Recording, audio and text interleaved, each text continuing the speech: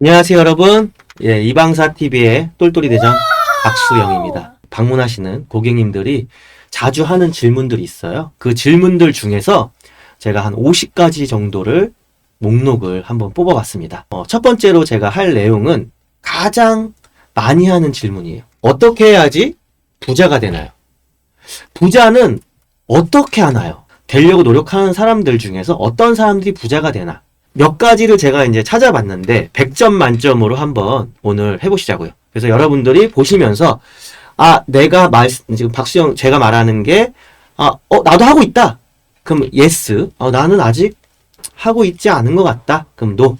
yes, no라고 했을 때 내가 yes가 몇 개가 나오는지 제가 이제 10점짜리랑 20점짜리를 준비해 100점 만점 부자가 될 수 있는 100점 만점에 얼마나 많이 가까워지는지 한번 다 같이 한번 알아보는 시간을 가질게요. 여러분 목표 설정 정말 많이 들어보셨죠? 네. 여러분이 얼마나 많은 돈을 벌고 싶은지, 얼마나 많은 재산을 축적하고 싶은지 또 명확하게 설정을 하셨나요? 제가 27살 때 부동산을 할 때 가장 먼저 결정했던 게 뭐냐면 목표였어요. 한 달에 나는 500만 원을 벌고 싶은데 어떻게 하면 한 달에 500만 원을 벌까? 목표가 500만 원이었죠. 그리고 어떻게 하면 그 돈을 벌 수 있을지를 계속 생각했고 그렇게 해서 생각보다 빠르게 500만 원은 한 6개월 만에 제가 달성을 했던 것 같아요. 근데 제가 처음에 세웠던 목표는 500만 원을 꾸준히 버는 사장이 되자. 그래서 그거를 5년 안에 500만 원을 버는 사장이 되자라는 거를 결정했었는데 3년 만에 500에서 1000만 원을 버는 사장이 되었습니다. 그래서 제가 30살 때는 500 이상 버는 사장이 돼 있었죠. 재테크에서도 또 이런 것들이 생기는데 이거는 사업이었고 재테크에서는 제가 실수를 한 게 있었어요. 제가 나이 40에 이제 사업이 많이 힘들어졌었는데 어떤 실수를 했냐면 목표가 엔딩이 없는 거예요. 1000만 원 벌어야 되겠다. 그럼 1000만 원 벌었어. 그럼 갑자기 또 2000만 원 벌고 싶고 3000만 원 벌고 싶고 계속 그 목표가 돈에 관한 것만 목표를 세우게 되니까 끝이 없더라고요. 근데 돈의 속성이란 책을 보면 거기서는 내 마음의 꼴대를 정하라는 말이 있어요. 그래서 돈에 관한 목표는 내가 어디까지 벌면 거기서 좀 나는 됐다. 여기까지 됐다라는 꼴대가 좀 필요하다. 엔딩이 필요하다. 목표를 돈만으로 잡는 게 아니라 나는 어떤 사람이 되겠다. 나는 뭐 계약서를 100개를 쓰겠다. 나는 아파트를 10채를 사겠다. 나는 땅을 1000평을 사겠다라는 어떤 통계적인 목표도 필요하다는 거죠. 방향도 목표가 될 수 있다는 거예요. 그러니까 그냥 내비게이션에서 우리가 어디에 도착해야 된다라고 하면 그 가는 최단 거리를 선택해 주거나 아니면 가는 데 있어서 가장 편한 거리를 선택해 주거나 아니면 가는 데 있어서 가장 저렴한 비용이 드는 거리 이 세 가지 정도를 선택해 주잖아요. 우리도 목표를 정했을 때 A와 B와 C가 있을 때 우리가 이제 선택하고 가는 건데 그런 방향이 굉장히 중요하다. 그래서 이 목표 설정을 여러분들은 하셨는지 아니오로 한번 마음속으로 생각해 보세요. 여러분들 재무계획 실제로 가계부를 쓰고 있는가? 제가 25살 때 아버지가 이제 많이 힘드셨어요. 그래서 집안 가계를 제가 책임을 지게 됐어요. 아버지가 이제 한마디로 백수가 됐죠. 근데 뭐 일을 안 하신 건 아니고요. 노가다를 다니셨어요. 그러다가 이제 화물차도 운영을 하셨는데 일단은 가계부를 제가 쓰게 됐습니다. 그래서 가계부를 쓰니까 소득, 지출, 그리고 저축, 투자에 대한 것들을 실적으로 기록하게 되죠. 25살 때 제가 저축이나 솔직히 투자는 없었죠. 뭐가 있었냐? 소득, 지출에 또 빚이 있었죠. 저희 집이 빚이 이제 아버지 빚이 1억, 제 빚이 8천이 있었는데 그 당시에 제가 가계부를 쓰니까 돈이 아껴지고 돈이 모이더라고요. 가족 회의를 해가지고 어머니가 이제 한 달에 한 200 정도 버셔서 저한테 다 넣어줬고 또 여동생이 한 150 벌어서 다 넣어주고 또 제가 한 150 벌어서 다 넣고 우리 아버지가 이제 그 당시에 제일 많이 버셨죠. 300에서 한 500 정도를 버셔서 다 넣어주시니까 저희 가계부가 1000만 원짜리 가계부가 되더라고요. 거기서 지출을 줄이고 하니까 이자 내고 제가 돈을 모을 수가 있었어요. 한 달에 한 200~300씩 아주 착실하게 돈을 모았습니다. 저희 집을 다시 일으켰고 제가 이제 부동산 자격증을 따면서 더 머리가 좋아졌죠. 그러면서 이제 꼭 내가 소득으로 빚을 갚는 게 아니구나 이런 생각이 들었어요. 그래서 어떻게 갚았냐? 아버지 빚 1억은 집을 팔아서 1억짜리 집을 2억에 팔아가지고 갚았고 제 빚은 이제 제가 부동산을 통해서 그래서 재무계획은 우리의 재산을 어떻게 관리하고 늘려갈지에 대한 전략을 세우는 거다. 그냥 막연하게 돈을 벌어야 되겠다. 나는 로또나 됐으면 좋겠다. 좋은 직장에 취직했으면 좋겠다. 나도 한 달에 1,000만 원 벌고 싶다. 아니면 코인을 사놓고 주식을 사놓고 이 주식이 올랐으면 좋겠다. 이렇게 막연하게 기대하는 거는 재무계획이 아니다라는 거죠. 객관적으로 내가 돈이 얼마 들어와서 얼마 지출이 되고 거기서 내가 저축을 얼마나 할 수 있는지 그리고 내가 안전하게 투자 그러니까 투자는 항상 내 수입의 10%에서 20%를 하는 거고 저축은 많게는 내 수입의 30%에서 50%까지 하는 거예요. 그래서 전체 내 수입의 50% 이상을 지출하지 않는 게 여러분들의 목표가 되셔야지 재산이 모인다. 이제 세 번째 한번 들어가 보겠습니다. 투자 많이 하시고 계시죠? 주식, 부동산, 사업 등 다양한 투자를 하는데 과연 여러분들은 투자를 하고 계신가요? 제 친구들이 술자리나 식사를 할 때 많이 물어봅니다. 어떻게 하면 투자를 잘 할 수 있어? 돈을 어떻게 벌었어? 라고 많이 얘기해요. 그러면 제가 어떤 아이디어를 내거나 어떤 제안을 했을 때 한 70% 이상의 답변이 뭐냐면 바빠. 시간이 없어서 내가 알아보러 갈 수가 없네. 시간이 없어서 내가 상담받으러 갈 수가 없네. 시간이 없어서 내가 땅을 보러 갈 수가 없네. 그냥 박수영 사장이 골라주면 안 돼? 이거는 고양이한테 생선을 맡기는 거예요. 제가 고양이란 뜻이 아니라 누군가한테 100% 의존한다는 거는 다 뺏길 수 있다는 거죠. 내가 알지 못하고 내가 경험하지 못한 상태에서. 그래서 여러분들은 저 같은 경우는 지금 주식, 부동산 업자지만 주식, 부동산, 사업을 다 하고 있습니다. 그래서 주식은 이제 실질적으로 많이 하진 않아요. 주식은 이제 저희 아이도 하고 있고, 뭐 큰 돈을 하지 않지만 저희 아이들을 초등학교 입학하자마자 주식을 사줬어요. 이제 교육용으로 좀 사줬고요. 그리고 이제 부동산 같은 경우는 이제 이제 자산 중에 부동산이 가장 크고요. 이제 사업도 저는 하고 있습니다.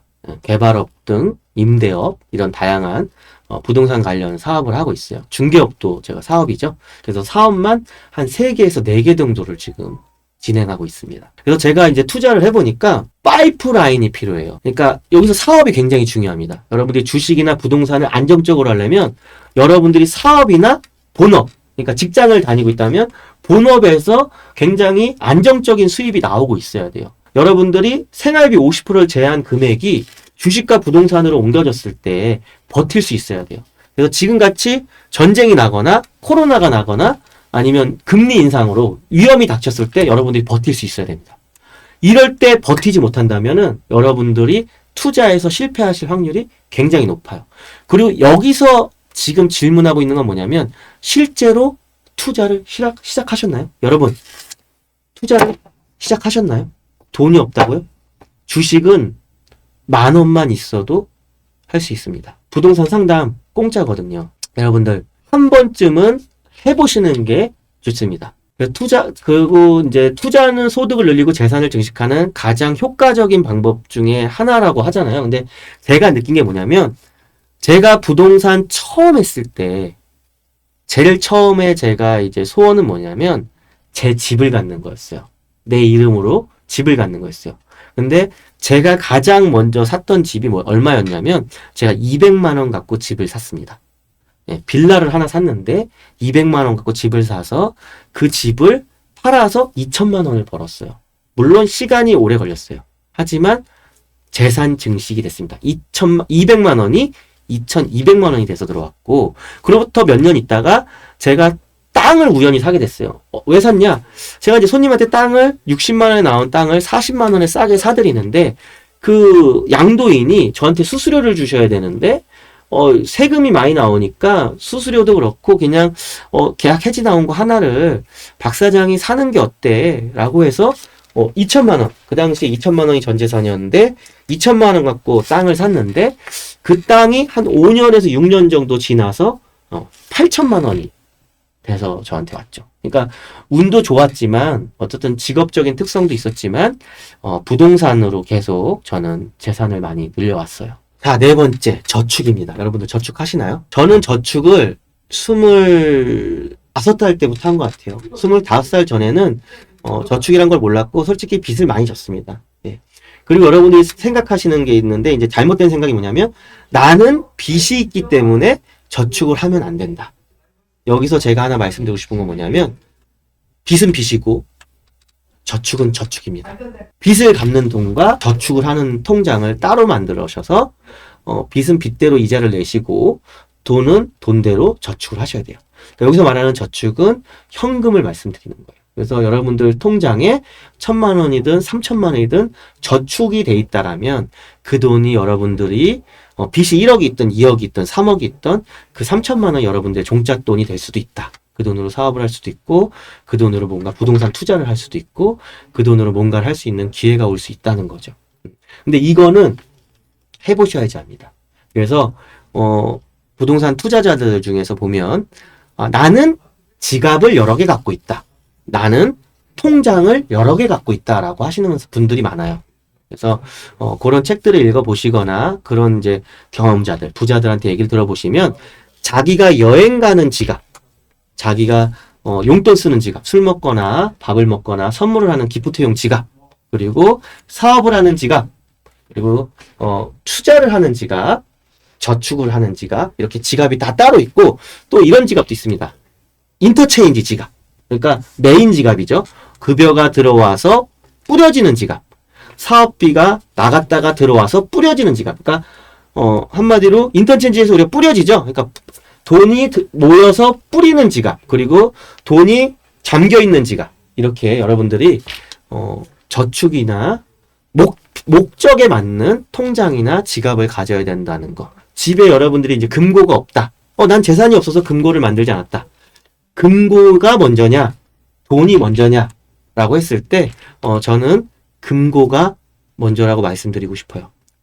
저축이랑 비슷하게 금고를 집안에다 만들거나 사무실에 금고를 사두시면 그 기운이라는 게 있어요. 그리고 내 마음가짐이라는 게 있어요. 그 금고를 볼 때마다 그 안에다 뭔가 중요한 거를 넣고 싶어집니다. 금고를 만들어 보니까 중요한 도장이나 중요한 서류들 그런 것들이 거기에 들어가고 그런 것들이 잃어버리지 않기 때문에 또 재산이 되더라고요. 그러니까 꼭 현금만 중요한 건 아니잖아요. 인생에서 내가 뭔가 중요하게 기록해 놓은 것들도 있을 거고 뭐 토지를 하거나 뭐 계약을 하면 계약서 같은 것도 있을 거고 근데 사람이 항상 잘 놔뒀다고 하고 까먹거든요. 재무 안전성을 확보하고 투자를 위한 자본을 마련하는 첫걸음이 됩니다. 그러니까 여러분들이 빚을 졌더라도 투자를 위한 저축을 하셔야 된다. 지식 향상, 공부하라는 뜻입니다. 그러니까 제 고객들이 가장 이제 열심히 하시는 분들은 되게 공부를 많이 하세요. 그러면 와서 질문할 게 너무 많으세요. 근데 공부를 안 하신 분들은 질문이 별로 없습니다. 투자에 대한 공부는 사람들이 많이 하십니다. 재밌잖아요. 역사가 들어온대요. 뭐 아파트가 들어온대요. 분양권에 프리미엄이 붙었대요. 뭐 이러면 뉴스거리가 되는 투자에 관한 것들은 여러분들이 공부를 많이 하세요. 유튜브도 보고. 여러분들이 경제에 관한 공부를 잘 안 하세요. 돈이라는 게 어떻게 형성이 되고 빚이라는 게 어떻게 형성이 되고 이자가 어떻게 계산되는지 기업이 어떻게 성장하는지 이런 경제 기초에 대해서 설명해주는 책들이 굉장히 많아요. 그래서 제가 이제 추천해드렸던 책들도 있는데 제일 어려운 게 여러분들이 재무일 거예요. 재무에 관한 것들이 가장 어려울 거예요. 그래서 세금 관련한 거나 아니면 지출 관련한 거나 이제 회계 관련한 거. 근데 여러분들이 사업이 커지고 돈을 많이 벌수록 이 재무가 중요해집니다. 그래서 이 재무를 잘 모를 때는 정말 친한 세무사를 여러분들이 친하게 사귀어야 돼요. 그 투자에 대한 거는 이제 저 같은 중개업자나 아니면 이제 자산 관리를 해주는 분들, 경제 같은 것도 이제 여러분들이 뭐 경제 유튜버 많이 있잖아요. 네, 그런 분들도 보지만 실제로 쉽게 경제를 설명해주는 책들을 좀 보고서 그거를 보고서 여러분들이 예측을 해야 돼요. 경제를 보면은 예측을 할 수가 있거든요. 그러셔야지 여러분이 투자했을 때 실패가 없다. 지식은 투자의 성공을 결정하는 중요한 요소이며 투자의 위험을 줄이는 방법이다. 투자의 위험을 줄이는 방법이다라는 게 무슨 말이냐면 이 위험을 줄이는 방법은 경제를 알아야 된다는 거예요. 경제를. 그리고 내 재무가 튼튼해야 또 위험을 줄일 수 있다는 거죠. 그리고 성공을 결정하는 중요한 요소라는 거죠. 네, 이 세 가지가 여러분들 잊지 마시고. 그래서 예전에 제가 27살 때 책을 읽을 때 부자가 되는 습관 중에 하나가 뭐였냐면 신문을 읽어라. 신문을 읽는데 아니면 요즘에 유튜브를 봐라 라고 할 수 있겠죠. 근데 여러분들 유튜브에서 가장 많이 보시는 게 뭐냐? 쇼츠에서 여자 연예인들 나오는 거 많이 보시죠. 스포츠 많이 보시죠. 영화 많이 보시죠. 드라마 많이 보시죠. 그걸 보면 안 돼요. 가장 많이 봐야 되는 게 뭐냐면 재무, 투자, 경제에 관한 얘기들, 그리고 문화, 이런 부분들을 많이 봐야 됩니다. 그런 부분들을 보셔야 여러분들이 부자가 될 수 있다. 그러면 내가 지금 당장 여러분들 핸드폰을 꺼내서 유튜브를 켜보세요. 가장 먼저 나오는 게 뭔지. 그게 지금 여러분의 수준입니다. 네트워크 구축. 이게 뭐 컴퓨터를 얘기하는 게 아니라 인적 네트워크를 구축하라는 거죠. 그러니까 제가 이제 40살이 넘어가면서부터 이제 모임을 하기 시작했어요. 그래서 친한 친구들과의 모임도 있지만 봉사활동에 관한 모임도 있고, 뭐 로타리 클럽, 뭐 라이온스 클럽 이런 것도 있고, 또 뭐 연합 동문회, 그리고 뭐 상인 연합, 여러 가지 목적을 가진 이제 네트워크가 형성이 됩니다. 그런 이제 모임에도 나갈 수 있지만, 그런 모임에 나간다고 해서 꼭 내가 성공한 건 아니고, 그런 모임 자체가 어느 정도 절반의 성공을 하신 분들이 나오고 있어요. 그래서 성공하지 못한 사람들이 가면 적응하기가 굉장히 힘들어요. 근데 여기서 말하는 네트워크 구축의 첫 번째는 뭐냐면, 필요한 사람을 찾아가라는 거죠. 그러니까 내가 세금 쪽으로 잘 모르겠어. 그러면 세무 파트너가 있어야 된다는 거고, 내가 중개업 쪽, 그러니까 부동산을 거래하는데 잘 모르겠어. 그러면, 친한 중개사가 있어야 된다는 거죠. 근데 그 중개사가 친하기만 하면 안 되죠? 일을 잘하는 사람이어야 되겠죠? 2천으로 따지면 2천의 1등이 누군가, 예를 들어서 이방사다라고 하면 이방사 사장이 과연 내가 전화했을 때 아무 때나 잘 받아주느냐, 그리고 내가 질문했을 때 정확히 답변을 해주느냐, 이게 되게 중요한 거고, 저는 뭐 변호사, 세무사, 뭐 의사, 선생님, 이런 분들이 다 있어요. 그래서 그분들한테 수시로 전화해서 조언을 받고 있고, 약사님들도 많이 있고, 저는 제 직업의 장점이 투자를 하다 보니까 다양한 직업군의 이제 고객님들이 오시거든요. 그럼 거기서, 제가 필요한 이제 직업을 가지신 분들을 놓치질 않아요. 그분들이 어떻게 성공하셨는지, 어떻게 재산을 모으셨는지 물어보고, 가족관계가 어떻게 되는지, 어디 사는지, 제가 이제 또 도움 받을 게 있는지를 찾거든요. 새로운 장소와 새로운 사람한테서는 기회가 나온다. 새로운 기회가 있다. 그래서 누군가를 만나는 거를 겁내지 마세요. 그분한테 내 고민을 얘기하거나 나의 계획을 얘기했을 때 그분들이 생각보다 반응이 좋아요. 부자들이 하는 옛날 이야기 중에 하나 제가 감명 깊게 들은 게 있어요. 가난한 나라의 사람들은 어려운 문제가 생겼을 때 위로를 해주지만, 너 어떡하냐? 힘내라. 화이팅! 이런 위로를 해주지만, 부자 나라의 사람들은 내가 어떤 문제를 고백했을 때 새로운 사람을 소개시켜줘요. 그래? 너 그런 문제가 있어? 그럼 이 사람을 만나봐라고 해요. 나도 그거 겪었는데 이 사람 만나봐라고 해서 경험을 얘기해주죠. 그게 가장 큰 차이입니다. 여러분들, 그러니까 새로운 장소와 새로운 사람은 기회를 준다. 저도 이런 것 때문에 되게 위기를 많이 넘겼어요. 그리고 기회도 많이 잡고. 여러분들 건강관리 하시나요? 지금 20대, 30대 이 방송을 듣고 계신 분들은 나는 뭐 건강관리 안 해도 돼. 그리고 건강관리가 부자 되는 거랑 무슨 상관이야. 부자가 된 다음에 건강관리 해야지. 제가 나이 40이 들어보니까 상관이 있습니다. 꾸준한 운동과 영양균형 잡힌 식사를 섭취하는 것이 부자가 되는 것과 되게 중요해요. 내가 중요한 미팅이 있는데 아프다던가, 어떤 사람이 나한테 중요한 일을 맡기려고 했는데 내가 굉장히 피곤해 보이고 없어 보이거나 비실비실해. 이러면 저한테 맡기질 않겠죠. 제가 굉장히 건강해 보이고 에너지가 넘쳐야지 저한테 맡기겠죠. 나의 외모를 가꾸는 것보다 더 중요한 건 건강관리예요. 이 사람한테 뭔가를 맡겼어. 근데 이게 한 달짜리 프로젝트야. 근데 맨날 아프다고 안 나와. 전화도 잘 안 받아. 맨날 술 마셔. 그러면 누가 그 사람한테 좋은 일을 맡기겠냐 이거죠. 어떻게 부자가 되겠냐. 내가 체력이 돼야 지구력이 좋고, 지구력이 좋은 사람들이 사업도 잘하고 투자도 잘하다는 거죠.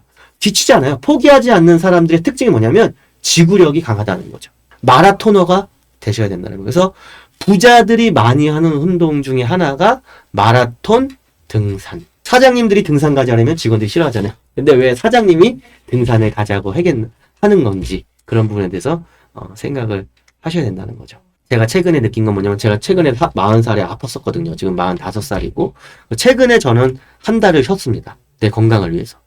그래서 한 달 쉬면서 많이 느낀 건 뭐냐면 정말 내가 부자가 되려고 하는 이유가 무엇인가? 내가 돈을 모아서 내가 쓰지 않는다면 저희 와이프가 얘기하더라고요. 네가 돈을 모아서 명품 좋은 집을 샀는데 그 집에 네가 들어가지 못하고 죽는다면 네가 돈을 많이 모아서 명품 옷을 샀는데 네가 그 옷을 입어보지 못하고 환자복을 입고 있다면 네가 정말 돈을 모아서 좋은 차를 샀는데 네가 그 좋은 차를 끌고 여행 갈 시간이 없다라면 너는 돈을 벌어서 어떤 행복이 있느냐라고 저한테 물어보더라고요. 그래서 돈을 버는 것도 좋고 다 좋지만 건강관리를 신경 쓰셔야 된다. 기부. 기부하는 사람이 부자가 된다? 부자가 돼야지 기부한다라고 생각하죠. 근데 여러분들 가끔 방송에 보시면 막 100억 기부한 할머니가 있어요. 근데 집은 초라하고 심지어 뭐 박스를 줍고 있다.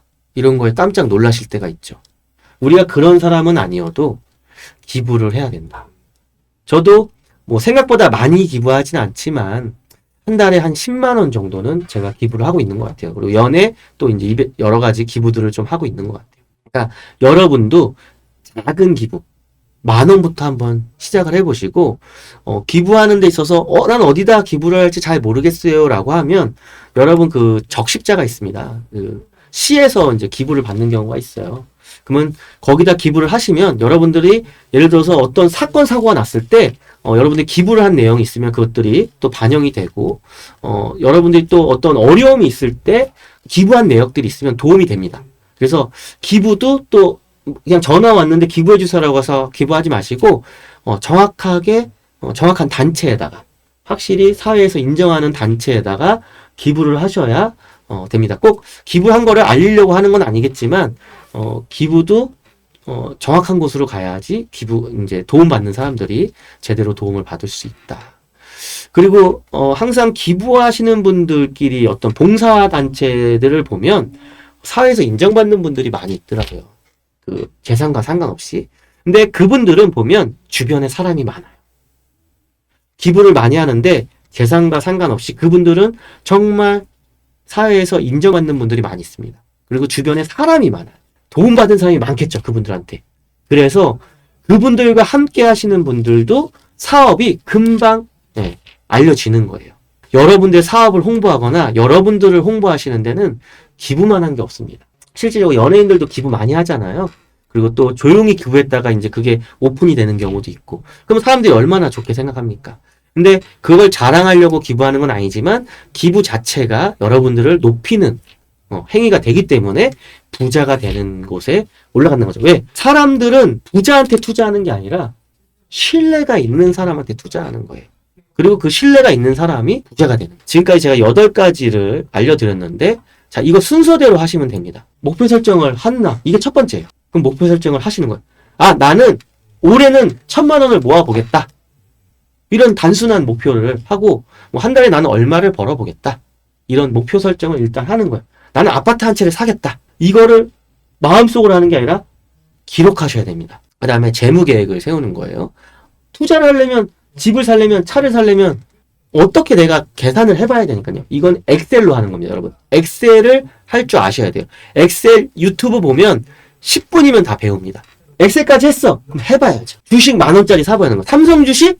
그래봐야 60,000원입니다. 60,000원. 삼성 주식 한 주에 60,000원. 한 달에 한 개씩 살 수 있어요. 이상하게 10,000원으로 100%, 1000% 하려고 하지 마세요. 10,000원으로 100% 해봤자 20,000원밖에 더 됩니까? 안전한 거 계속 사는 겁니다. 투자와 저축은 다른 겁니다, 여러분. 저축과 투자는 다른 거예요. 그리고 지식 향상 공부하셔야 됩니다. 그리고 네트워크 구축, 사람을 만나셔야 돼요. 여러분한테 도움 줄 수 있는 사람을 만나세요. 그 사람이 여러분들이 인정할 때 뭐냐면 그 사람한테 필요한 사람이 되려고 노력하셔야 돼요.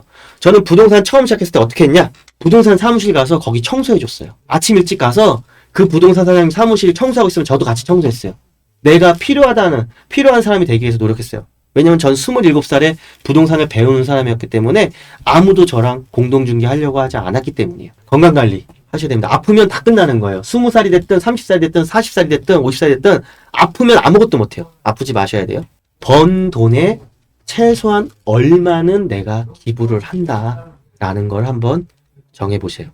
모든 항목은 10점인데 여기서 20점짜리가 있습니다. 여러분 뭘까요? 투자입니다. 투자가 20점짜리입니다. 투자하신 분들은 지금 20점입니다. 지식 향상이 20점입니다. 내가 투자를 해봤냐라는 경험치를 갖고 있는 게 부자가 되는 것에 가장 빨리 가는 겁니다. 그래서 여러분들이 작은 실패를 많이 해보셔야 돼요. 그러니까 만원, 10만원, 100만원 갖고 투자를 해서 실패든 성공이든 많이 해보세요. 횟수를 많이 해보세요. 그럼 여러분들이 확실하게 배웁니다. 처음 하는 투자를 1000만원, 1억 갖고 하지 마세요. 10억 갖고 하지 마세요. 처음 투자를 그렇게 큰 돈으로 하지 마세요. 그러면 여러분들 못 일어섭니다. 배움 없이 일어설 수가 없어요. 저도 200만원부터 시작을 했습니다. 투자를. 그리고 주식도 만원부터 시작을 했어요. 투자 경험을 10년 정도 쌓고서 본격적으로 경험을 했어요. 30대 저는 30대 때 고위험 투자를 별로 안 했어요. 솔직히 조금 빨리 해서 35살부터 조금 투자를 적극적으로 하게 됐어요. 너무 적극적으로 해서 저는 큰 손해도 봤습니다. 그러니까 여러분한테 좀 말씀드리는 겁니다. 그리고 나머지는 이제 10점. 이렇게 해서 8가지인데 100점 만점에 여러분들이 몇 점이신지 이렇게 댓글에 이제 남겨주시면 좋은 내용들을 남겨주시면 커피 쿠폰을 보내드린다던가를 하겠습니다. 저 같은 경우는 8가지를 다 하고는 있지만 제 개인적인 생각으로는 한 70점에서 80점 정도를 완성하지 않았나 이런 생각이 들더라고요. 오늘 내용은 이것으로 마치겠습니다. 어떤 거를 준비한 사람들이 부자가 되는가에 대해서 얘기했고 100점 만점으로 한번 해봤습니다. 여러분들 8가지 항목인데 10점부터 20점까지 있거든요. 한번 여러분들 마음속으로 나는 몇 점인가 라고 생각해보고 댓글을 남기셔가지고 여러분들의 이야기를 좀 남겨준다면 제가 최대한 조언을 해드리도록 하겠습니다.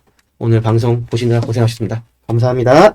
이천에서 방구할 땐 이방사